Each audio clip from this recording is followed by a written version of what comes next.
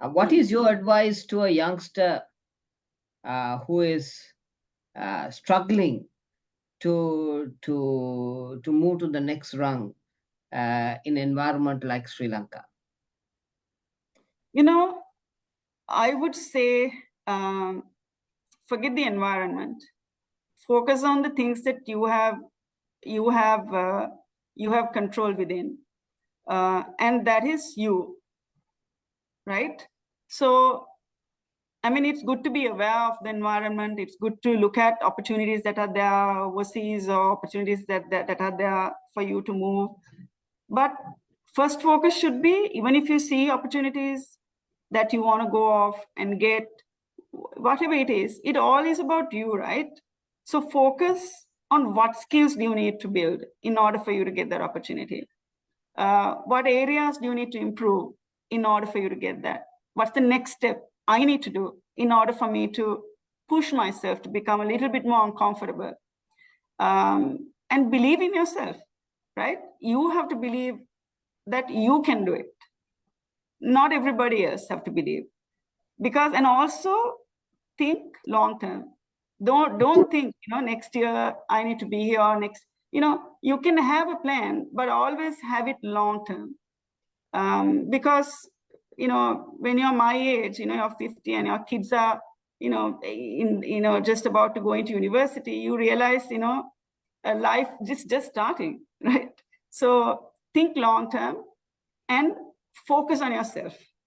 How can I become better? Be aware of the opportunities, build yourself, become relevant to the requirements that are there, but don't sell yourself short, right? If there are job opportunities overseas, figure out what you need. Everything is available online now, right? You can get that information. So just focus on yourself. You can do it. And sometimes what we lack, even in the entrepreneurs we have seen, is your global mindset. That you are really, really smart, right? You have to just focus on yourself and believe in that and put a plan together.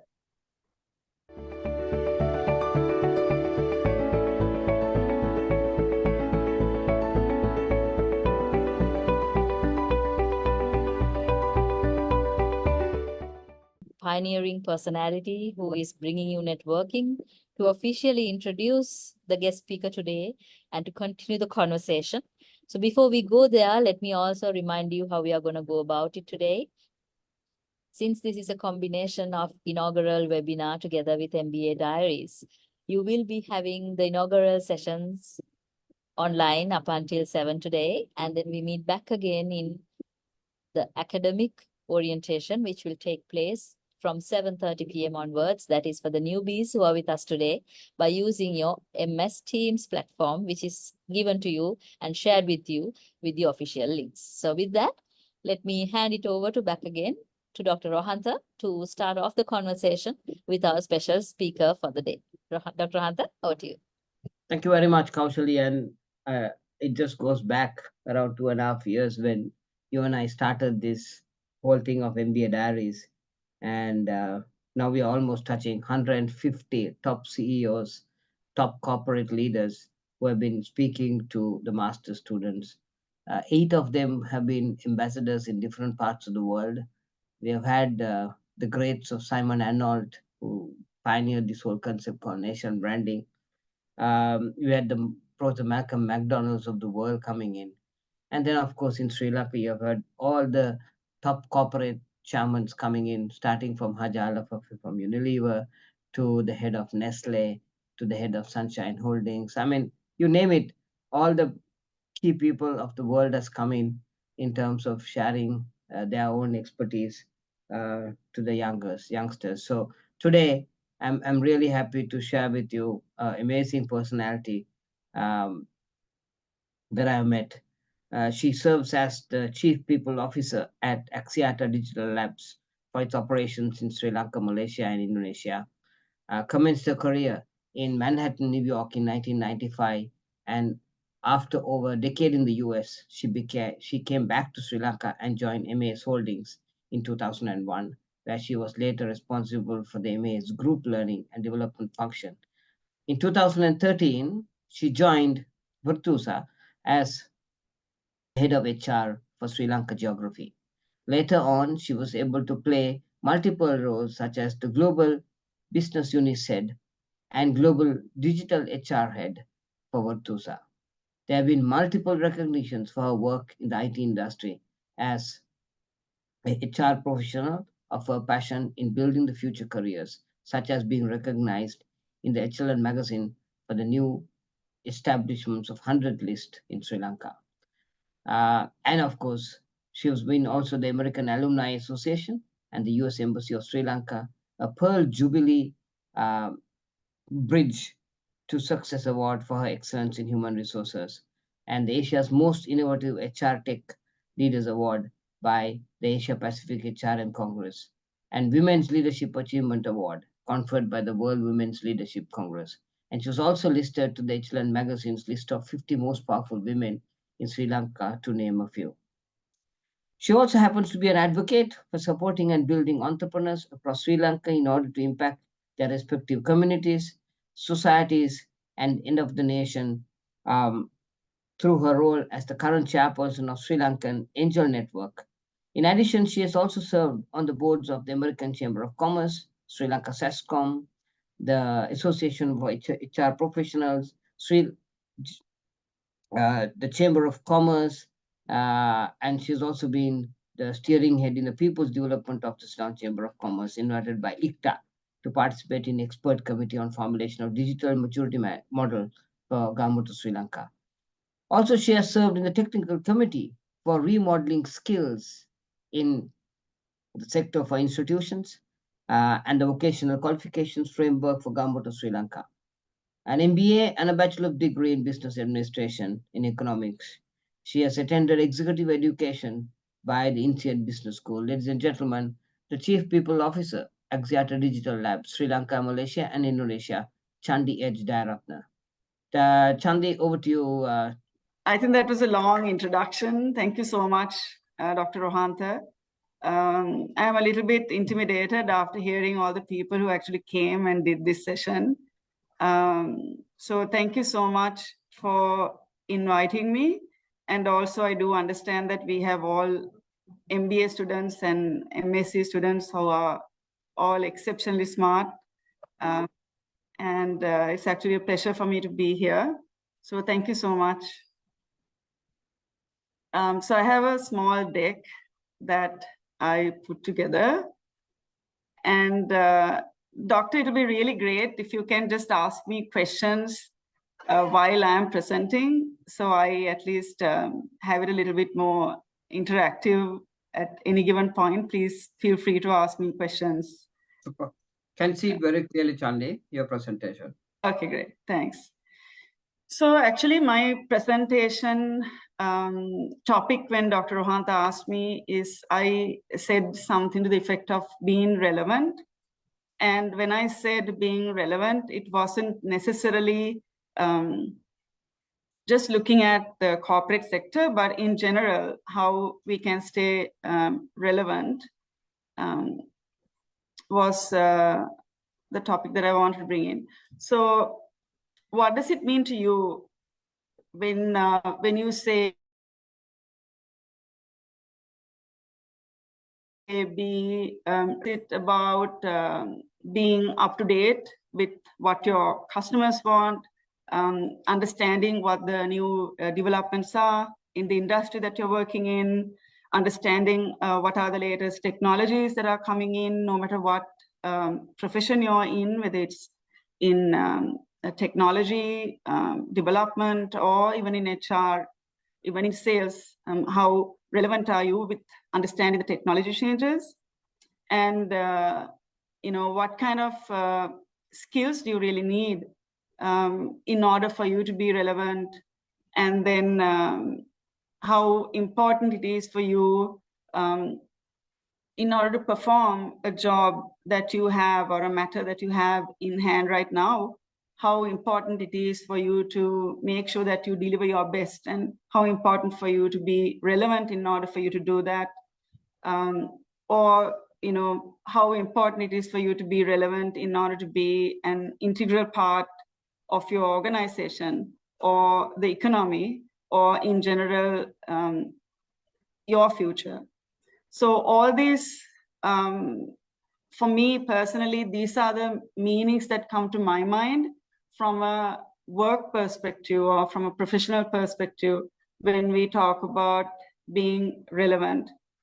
And I kind of went a little bit beyond to explain. So being relevant, whilst it's really important, as we all know, as MBA students and master students, in the corporate sector, it's you have two ways to work.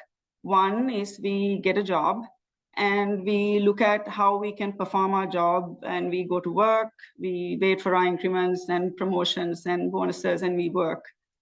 Or do you want to continuously stay relevant to whatever you are doing in order for you to have a more longer term approach to what you're doing, and how you're more focused on how you can actually become your best version versus maybe a short-term goal even. So this relevance is not something that you're going to achieve in a day or two, but relevance is something that you need to keep working at. And also it's not just a job. So I heard in the earlier presentation or the speech, even Dr. Rohantha was talking about some of the statistics about 73% people having 2 meals a day, or even about some companies, small scale companies, shutting down because they find it hard to stay alive.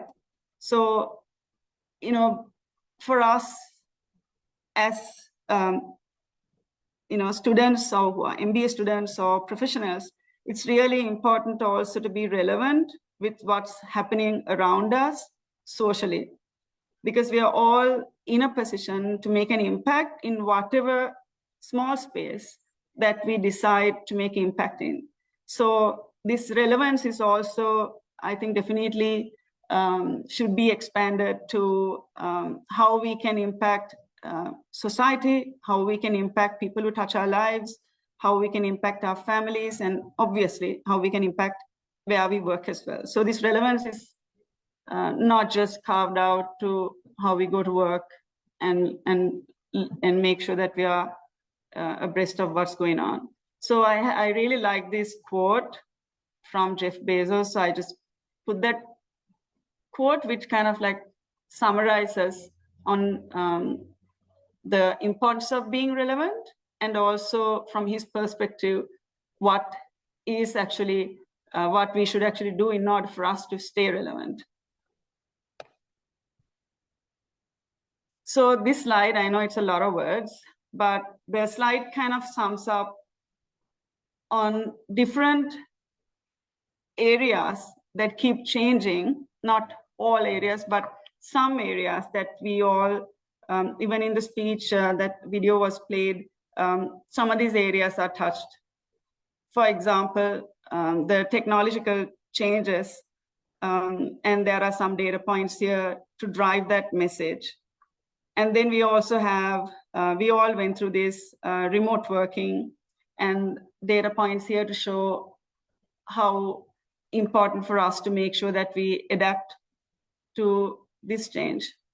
And also global talent mobility and half-life of skills, where the job skills, this World Economic Forum talks about the half-life of learned skills is about 5 years. And if you actually take it on to technology skills, in 5 years, it's obsolete. So you can see the importance or the non-negotiable of us, no matter what field we are in, the importance for us to actually stay relevant in the sector that we are in, or in the areas that we are in. And actually, if you bring in some of the examples, these are like, I'm sure you all have heard these examples of Google and Yahoo or Kodak or Blockbuster. There are so many examples of companies that we have heard that could not survive because they could not see the changes, and they could not adapt, and they could not or did not stay relevant. And as a result, they became obsolete in the industry or in the space that they were in. And as a result, you can see, even as a person, even as an individual or a professional, you also don't have that skill set, or don't kind of hone that skill set that's required for us to stay relevant. You become obsolete as well. So this is like supposed to be a fun slide. And so in order for us to stay relevant, whilst we go and do a great MBA or a great master's program or a great degree, it doesn't necessarily mean, and with my experience, I have seen this, it doesn't necessarily mean that you're going to be an integral part of the business. And I've said this because if you look around and you look at most of the CEOs, it's not like they have a PhD or they have, a master's or a degree from Harvard or somewhere. The thing that I have seen in most of the leaders that I respect is that they were able, no matter how old they are or where they got their degree, whether it was a degree in chemistry and you're in an apparel industry, or whatever the degree, the key thing that you could see is that they were able to stay relevant with the continuing changes that happen with the customers, with the industry, with the people. So therefore, it's really not the acumen of knowledge that you actually get, which is important because it gives you confidence. It teaches you the ability, or gives you the ability to really think, to understand concepts, to understand how to make decisions. A lot of theories and a lot of knowledge is being gathered. But what really separates you when you're in the corporate sector is how can you stay relevant to whatever industry, whatever profession that you go into, are the cognitive skills that you actually gather during doing these programs, during your time at work, because these are the skills that will kind of help you to continuously stay relevant. So I just put together a few that I thought I have seen in my experience as most important skills that people who I saw who were relevant and who on top of their game had. So one such skill is they were all ready to learn. They were always ready to learn. Like if there was something that they didn't know, they were the first to put their hand up and go and learn about it. Sometimes you could make a presentation to them and they would just keep asking questions because they just wanted to learn about why are you doing that? Not like questioning you as to why or doubting you, but just wanted to understand why. So I'll give you an example. For example, in HR, we've been, it's really important that we have salary bands, and especially in the IT industry, to understand, what is our CPC or cost per consultant or cost to company. And then HR would be, definitely managing that when we hire, when we do increments and all of that. So without just doing that, it's important to learn what really goes into calculating that. Why is it really important? What are the other levers other than increments and recruitment cost that goes into it? What are the other levers that we can actually use in order for us to manage the cost per consultant? What are the competitive numbers that we have from competitors? Can we compare that to the market? So all of these things do happen within the HR team, just because you learn about it and you make sure you look at the big picture, and then you look to see how you can now stay relevant to business. And continuously seeing how you can improve that, how you can create more value. So so it's really important that you're ready to learn. And also, say you're going from one industry to another, say apparel to IT or IT to banking, it's really important to also be ready to unlearn some of the stuff, or and not so that is how we did this previously, because it's irrelevant. You need to really go back and learn on how to do things, in a new way, because if that's the way that things are getting done, and that's the way the industry runs. So it's very important to stay relevant to the industry, very important to stay relevant to what you're doing and understanding why you're doing it. And another skill that I saw as very important is grit. And grit is important because when you're staying relevant, it's not like you can go and do a program and then say, I'm relevant now. So being relevant, it's not like you're always thinking, oh, I'm going to stay relevant, I'm going to stay relevant. Sometimes staying relevant means continuously learning something. It's a bit of a battle, because you're constantly having to do things differently, because you're constantly moving forward, you're constantly staying like really alert. And sometimes, you could not do something right and you could fail. And then you learn, okay, what did I do wrong? Can I go back? Can I learn from that? And can I do it better next time? And get up and just move forward. And that kind of capability is great. I mean, you learn a lot of humility towards that process as well, because falling is inevitable if you're doing something. And when you fall, how do you get up? And how do you make yourself relevant? And how do you move forward stronger? So grit is very important in that journey of being relevant. And then also to be adaptable and to be agile, because sometimes you've been doing something a certain way, and then you realize there's a much better way to do it, or there is much more data that you need to put into that, or you need to go into a different market.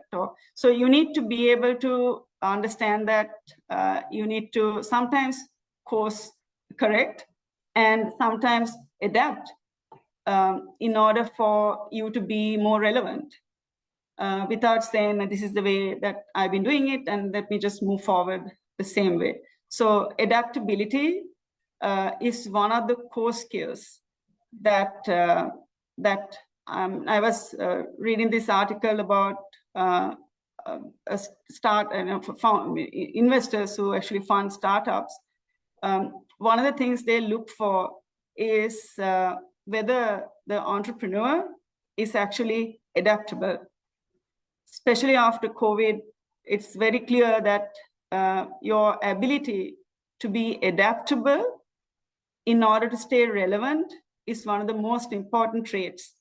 And in that, what I gathered is even when they interview senior positions, the questions usually asked by HR would be, or investors would be earlier, tell me a time when you did this, to see whether the guy has or the girl has experience in that.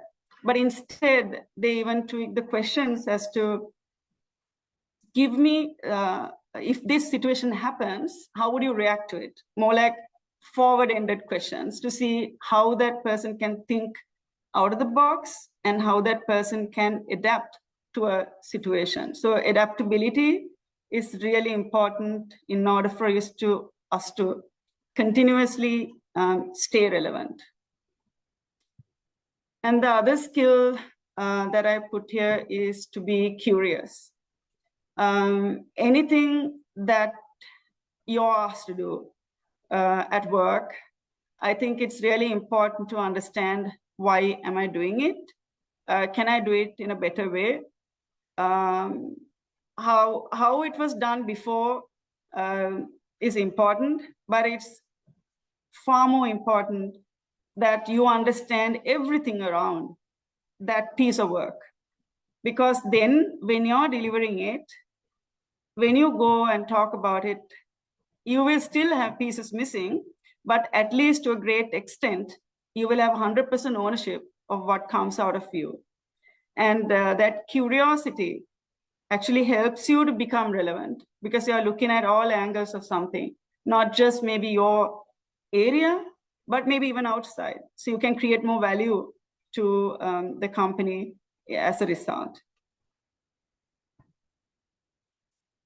And the other skill that I have seen really important is your network. So being relevant is not something that you can do on your own. You will have a lot of people that will support you, whether you need to get, like say for something simple, like you need to get information about something, it's about who you can reach out to. Or if you have people who have done this before, can you reach out to them and ask them how they did it?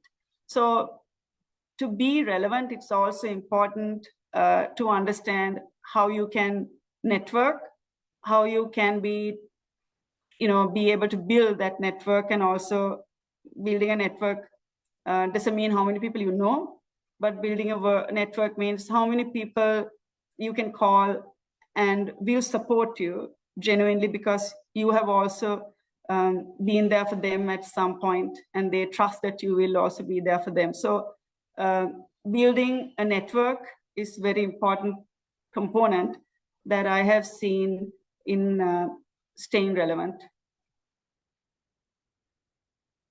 And other thing is about being confident in your own competence, and also to be self-aware, to know where you need to improve.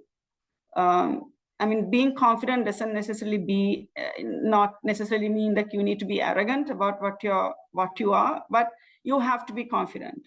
Because if you're not confident, I mean, how can you further improve, and how can you further create value? Because you'll constantly be doubting yourself. And I think being confident requires a lot of humility, because actually, you're confident that even if you fail, it's okay. It really doesn't bother you what people have to say about what you're doing. You just take feedback, change, move forward. So to be confident actually requires more humility than someone who will stay and kind of like go through the process. But confident and being self-aware is very important as well, in order for you to be, in order for you to stay relevant.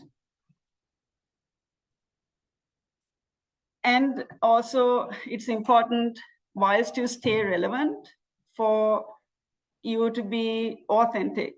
I think drawing inspiration from a lot of people that you look up to definitely is important, and we all do that. But at the same time, it's your journey, it's your life. You don't have to be like anyone else. And the more, I guess, mature you get, you realize that. But I think when you're young, you look up to so many people, and you try to be like that, and it's okay. I mean, it's good to draw inspiration, and it's really great to see that a lot of people have different things that you can actually learn from them. But end of the day, you have to be authentic about who you are, and try not to be someone else, but be yourself. But but definitely draw inspiration from people that you admire, and you see things that you can actually learn from them. So these are some of the traits that I thought was important when you want to be relevant. And at the same time, it's important to note that staying relevant is a lifelong journey. It's not like like a sprint. It's more like a marathon. So you keep moving forward. And when I was 30, 35, 40, I thought, what, I need to do this, I need to do that.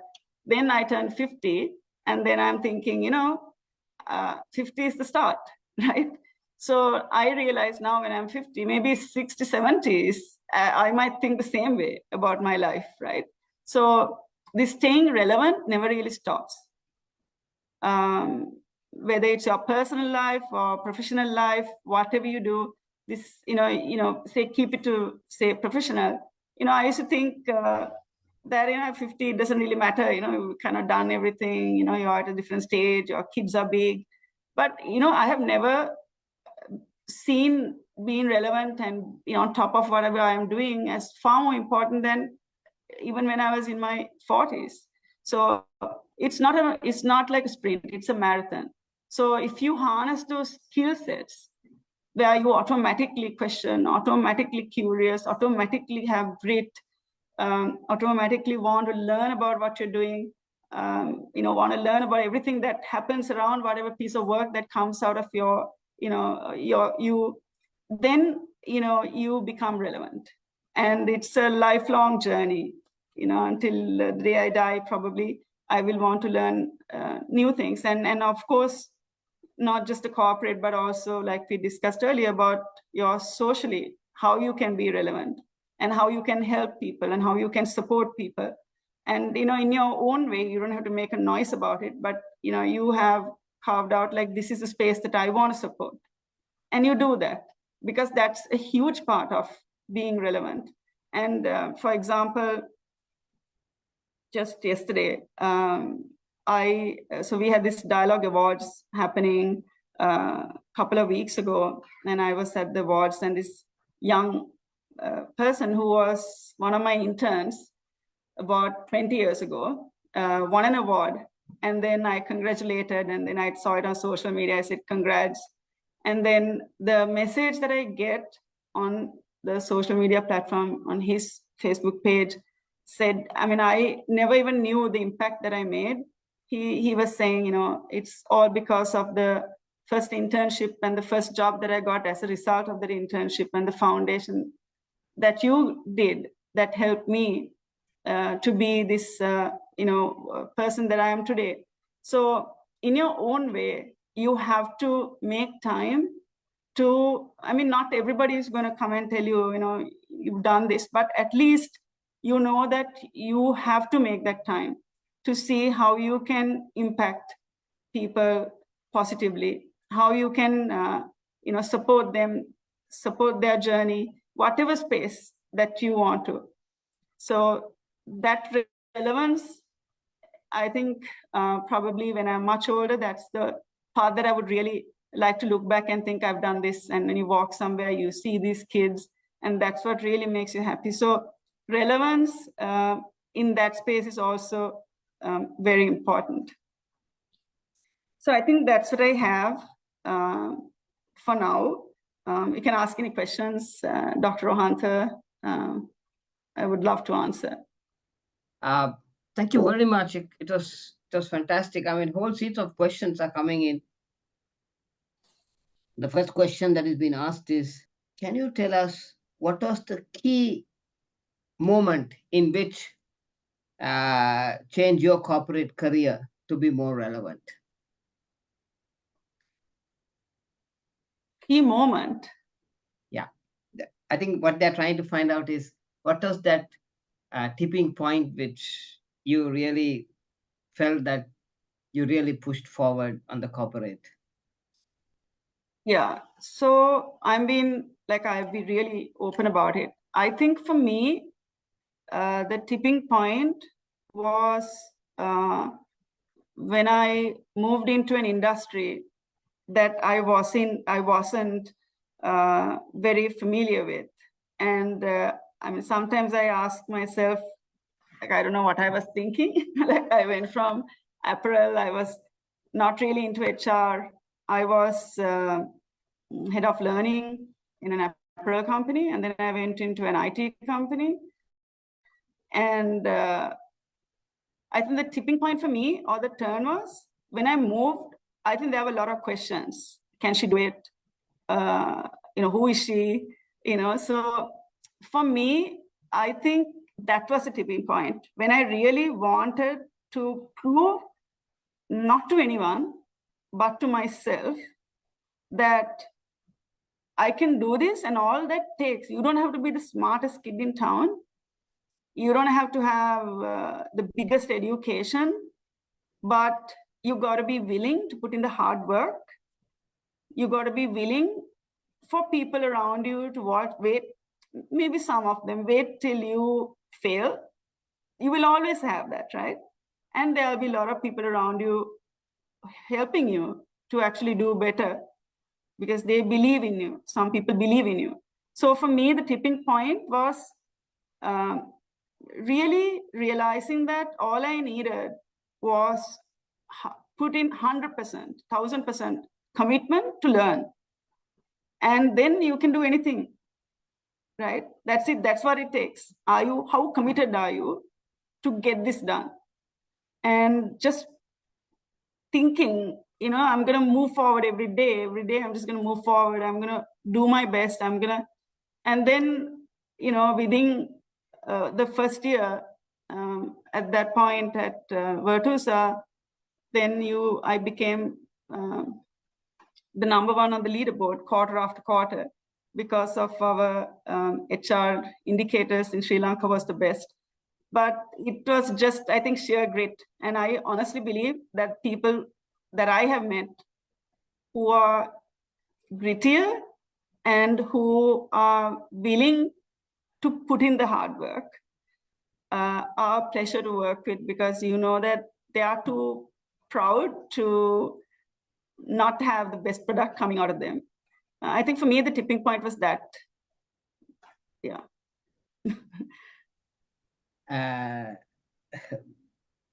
Chandi, amazing questions that are coming. What is your advice to a youngster who is struggling to move to the next rung in an environment like Sri Lanka? I would say forget the environment. Focus on the things that you have control within, and that is you, right? So, I mean, it's good to be aware of the environment. It's good to look at opportunities that are there overseas or opportunities that are there for you to move. But first focus should be, even if you see opportunities that you want to go off and get, whatever it is, it all is about you, right? So focus on what skills do you need to build in order for you to get that opportunity. What areas do you need to improve in order for you to get that? What's the next step I need to do in order for me to push myself to become a little bit more uncomfortable? And believe in yourself, right? You have to believe that you can do it. Not everybody else have to believe. And also think long term. Don't think, next year I need to be here, or next, you can have a plan, but always have it long term. Because, when you're my age, you're 50 and your kids are, just about to go into university, you realize, life just starting, right? So think long term and focus on yourself. How can I become better? Be aware of the opportunities, build yourself, become relevant to the requirements that are there, but don't sell yourself short, right? If there are job opportunities overseas, figure out what you need. Everything is available online now, right? You can get that information. So just focus on yourself. You can do it. And sometimes what we lack, even in the entrepreneurs we have seen, is your global mindset. That you are really, really smart, right? You have to just focus on yourself and believe in that and put a plan together. Chandi, you're really getting challenged today, Chandi. Okay. They're saying,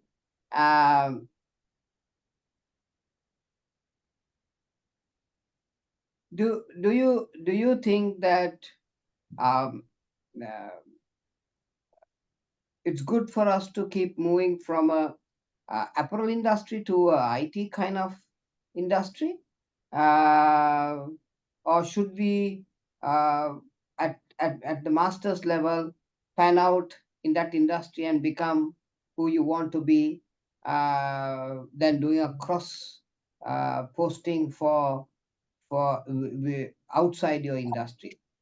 Interesting question, because I think the question he's asking is that most of these masters students, Chandi, tend to want to do the masters because they are in that particular relevant field, and they want to be a master of it, which is why you call it a masters. But then they're saying that should they stay in that particular relevant industry, or should they keep moving into cross industries? Yeah. So my answer to that is, it's what you want in your career. It's a personal decision. But what I believe is when you have an opportunity, you have to take it, right? If you feel like you're growing in a certain industry, and you have this opportunity for you to become totally uncomfortable, maybe even from the eyes of everyone else, high probability of failure. Do you want to take that challenge? Do you want to get to that next stage because you believe that is an industry that you are more interested in, because that's an industry that you find more challenging, more exciting, or the future? So it's up to you. But you have a set of transferable skills that you would have built. So this is a personal decision for me. I feel if you have, maybe sometimes certain industries, it's hard to move. Certain jobs, it's hard to move. Like say you're a developer, or you're into a certain technology. I wouldn't say then you need to move and get into like the apparel industry or go into some other industry. But there are certain job roles that is very transferable. The skill set that you have is like, if you're in IT, not IT, if you're in finance, HR, you have a set of transferable skills that you have built. So, if you have an opportunity, I see why not that you move and you pursue that. But it's a very personal decision and depends on what time in your career.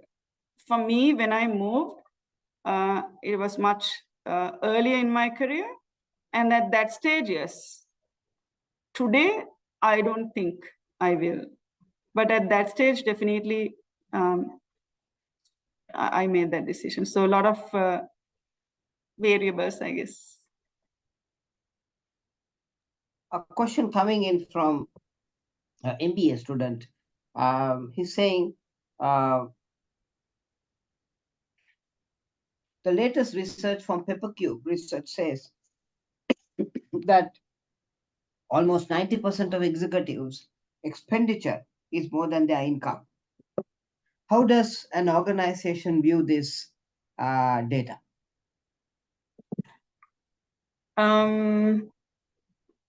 So expenditure is more than their income.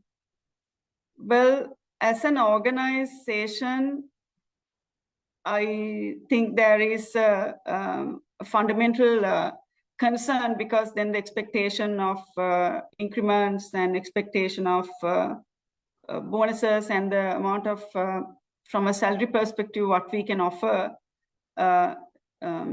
expectations are high. But I would at the same time say that I know sometimes some organizations, some other policies they put together where they allow people to have non-conflicting work, or consultancies taken whilst they are working for a company, supporting certain startups that they would have started, which has potential, supporting them or funding them. So organizations can take multiple, maybe innovative ways, rather than prohibiting employees from doing multiple roles, because people do need multiple income generations now. And that's something that I have heard companies, even in Sri Lanka, trying to do. If you have a startup, can we fund it if it is in the space of the industry or the market that the company is in? So there might be multiple ways that you can help individuals, but it becomes a continuous challenge because the expectations are very high and people tend to move for a higher salary. They are not looking for stickiness because they are loyal to a company. If they are competent, they are relevant, they tend to move and they tend to get offers and just move predominantly because of salary concerns.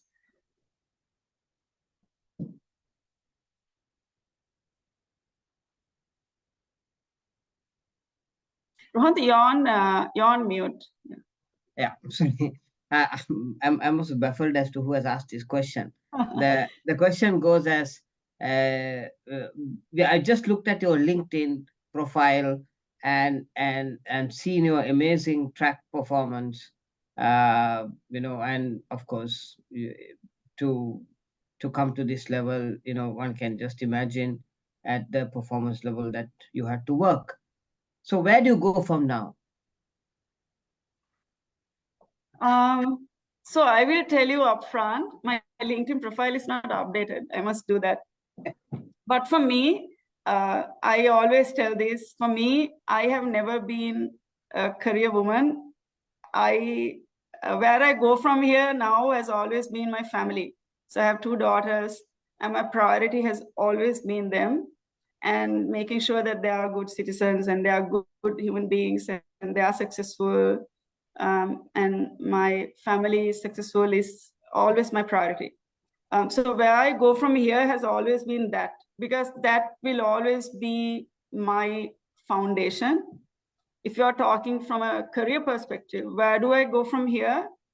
I honestly think this is the most exciting time for me because I feel that I'm far more confident about what I can deliver at this stage in my life, far more confident about what I have learned, what I can deliver.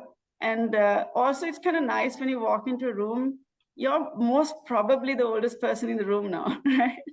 And especially in the IT industry, they're like in their 30s, 20s, and 40s. So I would really like to see my career in the next few years to be more revolving around consulting startups or consulting, maybe preferably IT technology related industry companies, because my real passion is to see companies doing well and to see how we can help from an HR perspective companies to achieve their potential, because we see some great companies, great startups, which have a lot of potential, but maybe support from HR, putting the foundation, making sure that things are done from ground level up, is something that I would be really passionate to do.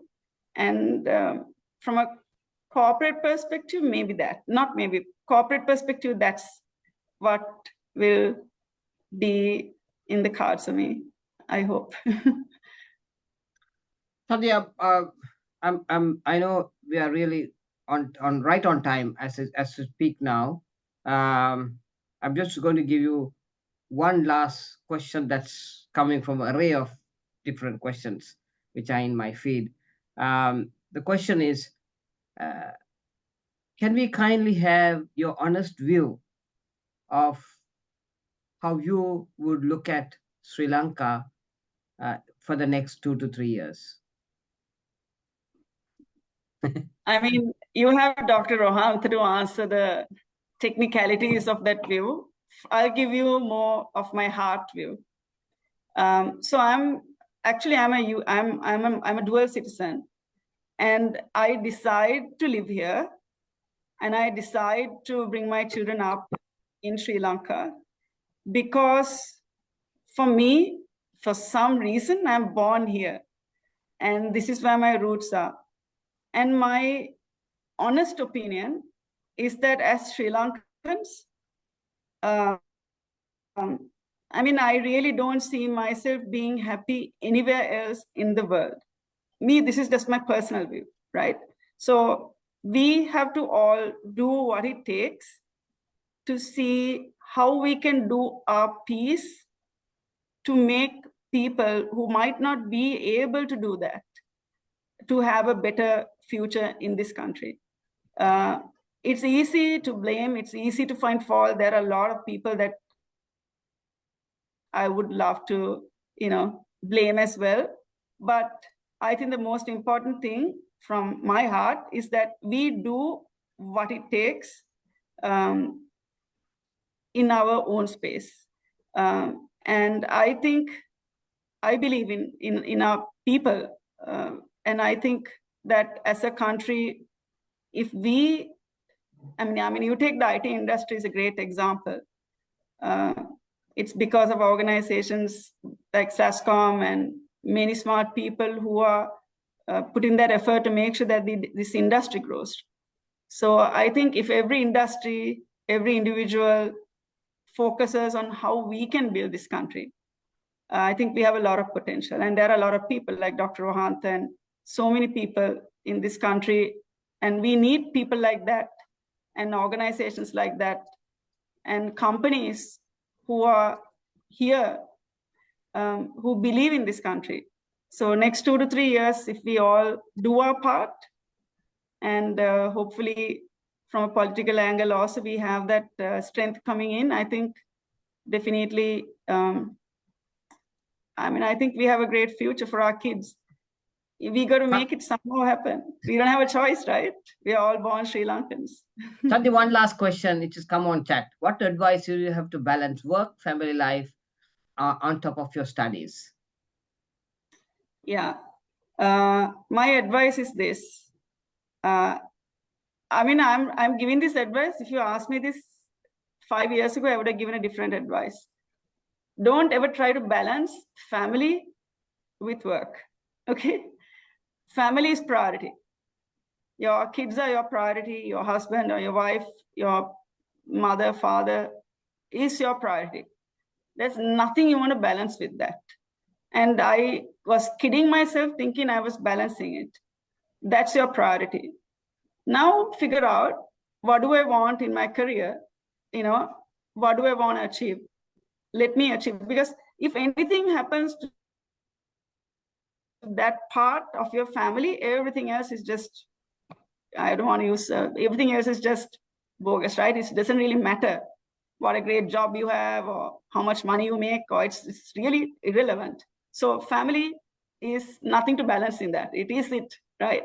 But let's build a great career. Let's see how many people we can support as a result. Let's give more to our family because your income is better, or you can do that. It's just where you focus, right? And where you prioritize. As long as you prioritize in the right place, everything else, work hard at it, right? So I don't believe in this balancing piece. Ladies and gentlemen, amazing personality, Chandi H, Dharmaratne, one of the best in the game when it comes to running people management. And I really like to thank Chandi for coming on board. I met her at a very difficult and unsequenced place, and at about, I think, 2 o'clock in the night at a function. And then I suddenly realized that, uh, I've seen so much of how Chandi has grown and done so good in a life. And I just made up my mind and said, Chandi, I want you to come and talk to the master students. And I just had to only tell her, and she said, I'll 100% come. So I just sent a text and said, Chandi, could you talk to the master students on the inauguration? And thank you so much for coming in, Chandi. And we are so grateful to you. So proud of where you've been and where you're going. And let's keep in touch. And please, guys, ladies and gentlemen, whenever you would meet Chandi somewhere, because some of y'all are, or mainly a lot of people are in the IT industry, please go out there, talk to her. And end of the day, networks is what gets you to the next level. Paushali, over to you. Thank you very much, Doctor. Indeed, Chandi, wonderful insights shared. On behalf of Team APIT, I would really like to thank you wholeheartedly, because nothing like it's coming from someone who has gone through the mill. And of course, as a fresher who is starting their postgraduate journey, I'm sure what you've shared will come in handy along their way. So with that, we wind up our session. We are at the last few minutes of our webinar. So while I'm thanking Chandi and saying good night, let me also thank all the other guests who are in the platform with us today, along with our current students, along with our new students, along with our guests and other counterparts who have joined us from different platforms. Thank you very much for joining us. And we will meet back again on another MBA Diaries. And for the newbies who are in your inaugural session today, we'll take a few minutes break and we'll meet back again in your respective program MS Teams links to continue with our academic orientation, giving you the support, materials, needed guidance to continue your postgraduate journey. Thank you, everyone, and have a good night.